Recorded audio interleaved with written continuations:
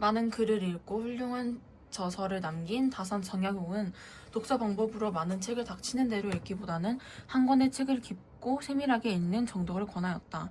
특히 독서를 할 때 그 요점을 자기 나름대로 정리하고 그것을 내용에 따라 분류해 두는 것이 학문을 하는 사람들이 해야 할 기본적인 작업이라고 강조하였다. 다산은 독서의 구체적인 방법을 단계별로 구분하였다. 그는 입지, 해독, 판단, 초서, 의식의 5단계를 제시하였다.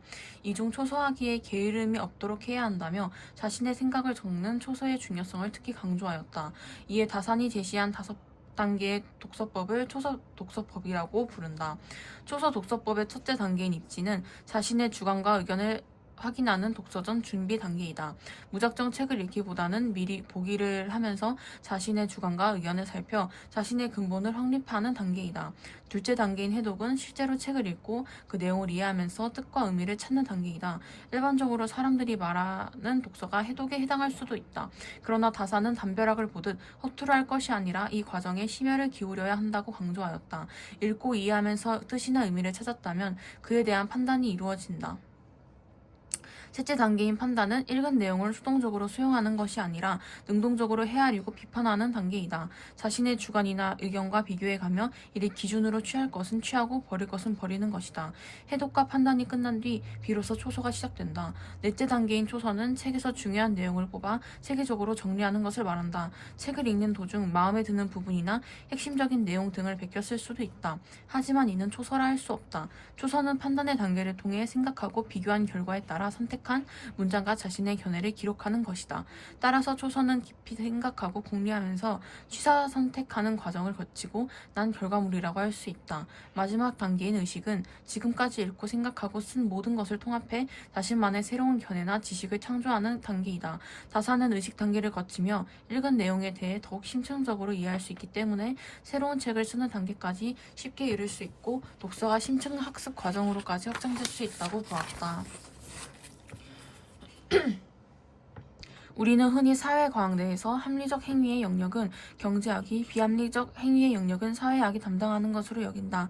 그러나 사회학 이론가인 제임스 콜먼은 이러한 통념이 사실이 아니라는 것을 입증하고자 하였다.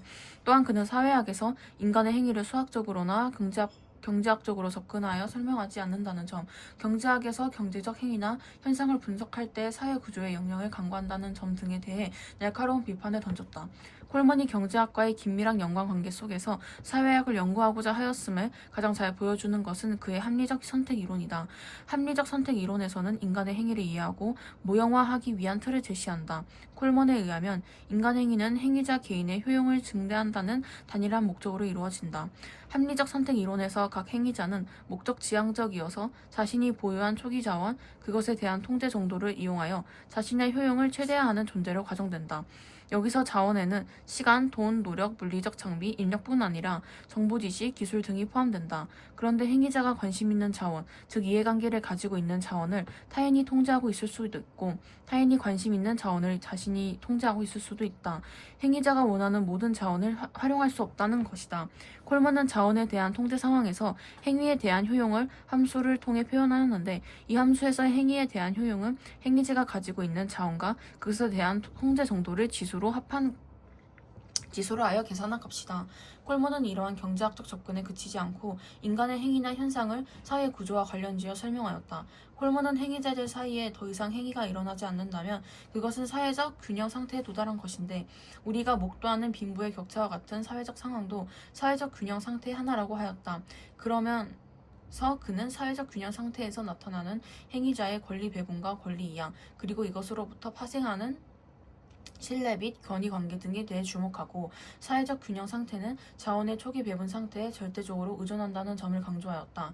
주어진 자원의 상태가 행위자의 행위가 이루어진 이후에 균형적 결과에 결정적으로 영향을 미친다는 것이다. 이를 시장에서의 배분과 관련지어 말하자면 완전 경제 시장이라는 전제하에서 시장을 통한 배분은 자원 배분의 초기 불평등 상태를 유지하게 하는 경향이 있다는 말로 설명할 수 있다. 즉 정부의 적극적 개입이나 사회 구조적 혁명 등이 없이 인간의 행위만으로는 불평등한 정도를 줄일 수 없다는 것이다. 이와 관련하여 콜먼은 신뢰, 공동체의 규범이나 사회 연결망 등을 사회적 자본이라 일컫고 이는 사회 내에서 자연적으로 발생하는 원초적 사회 구조라고 설명하였다. 그는 근대에 이르러 목표를 달성하기 위해 자원을 조합하여 행동하는 주체인 조합 행위자가 주도성을 가지게 되면서 이 원초적 사회 구조들의 역량과 중요성이 점차 쇠퇴하고 불평등이 고착화되었다고 분석했다.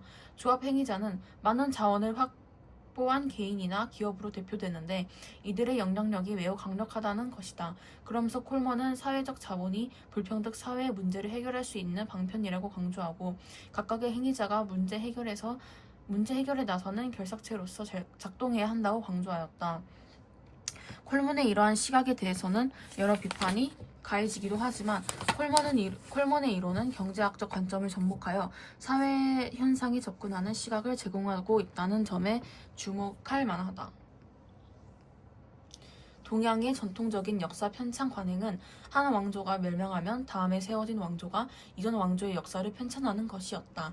중국에서는 이런 관행이 일적부터 이루어졌으며 우리나라에서도 고려 제4대 왕인 광종 때의 이러한 역사 편찬 관행에 따라 고구려 백제신라 삼국의 역사서가 편찬되었다. 이 역사서를 김부식의 삼국사기와 구별하기 위해 구삼국사라고 부른다. 삼국사기는 고려 제17대 왕이었던 인종이 김부식에게 삼국시대의 역사를 다시 편찬하게 해서 만들어진 역사서이다. 김부식은 구삼국사를 기본 자료로 삼고 중국 측 자료와 국내의 새로운 자료로 내용을 보완하여 삼국사기를 편찬하였다. 김부식이 기존의 역사서가 있는 상황에서 새로운 역사서를 편찬한 것은 고려의 대내외적 상황과 연결지어 이해해 볼 수 있다. 대외적 상황으로는 중국 송나라에서 신당서가 편찬된 것이다. 이 역사서는 역사 편찬 관행에 따라 편찬된 역사서인 구당서를 새로 편찬한 것이었는데 이것이 하나의 선례가 되어 삼국사기 편찬이 이루어질 수 있었다. 특히 신당서 고문체로 서술되어 사륙 변려 문체로 서술되었던 기존의 역사서와는 차이가 있었다. 공자와 맹자가 쓴 문체인 고문체는 비슷한 의미를 가지는 글자의 중복 사용을 엄격히 피하였기 때문에 논리적으로 내용을 서술하기에 적합하여 문장이 간결했고 사륙 변려 문체는 문장이 장중하고 화려했다. 김부식은 당송대에 일어난 고문체 부활 운동의 풍조에 따라 고문체의 수용을 주장하였고 역사의 기록도 고문체의 문장으로 서술되어야 한다는 생각을 했던 것으로 보인다. 이는 김부식이 삼국사기를 인종에게 바치면서 올린 진삼국사기표에서 확인할 수 있다. 그는 여기서 구삼국사로 추정되는 고기의 기록이 거칠고 졸렬하다고 하여 고기의 문체가 가지는 문제점을 지적했는데 삼국사기가 문체로 서술된 것은 문체에 대한 그의 생각과 지적이 반영된 것으로 볼 수 있다.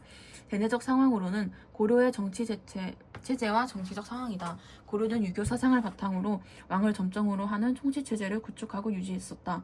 하지만 인종제위 기간에 왕위를 찬탈하려는 이자겸의 난으로 정치 기강은 어지러워졌고 풍수지리설에 의거하여 서경천도를 주장했던 묘청 세력과 이에 반대하는 정치 세력 간의 다툼으로 묘청의 난까지 일어나면서 고려의 정치 체계가 흔들렸다.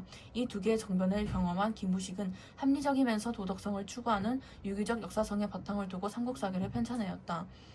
유교적 역사관의 합리적 성격은 증거 문헌에 의거하여 사실적으로 역사적 사건을 기록하며 신화적 요소들을 배제하는 탈신성화를 추구하는 것이고 도덕적 성격은 역사적 사실을 통해 인의예지와 같은 유교적 윤리와 교훈을 얻는 것이다.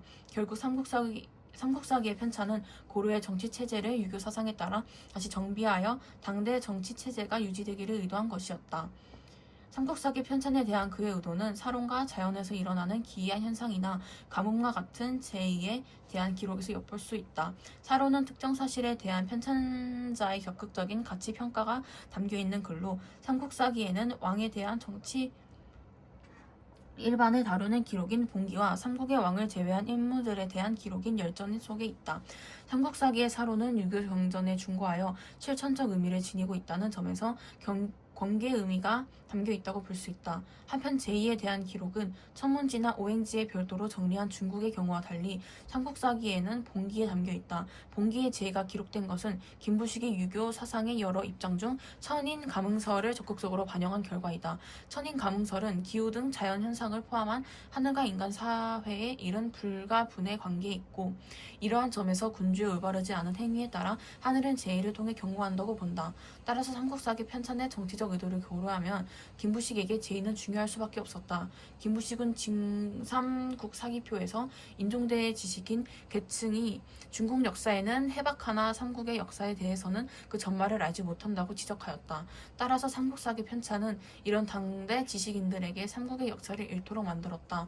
삼국사기를 읽은 지식인 중에는 삼국사기의 사료 수집이 주로 관청이나 정부의 자료를 중심으로 했기 때문에 사료 수집이 부족하다는 인식을 가진 사람도 있었고 이규보와 같이 삼국의 역사를 재인식하는 사람도 생겨났다. 이로 인해 삼국사기 이후에 편찬된 역사서는 삼국사기가 마련한 역사 인식의 바탕 위에서 그것을 보완하거나 극복하려는 내용으로 기술되었다.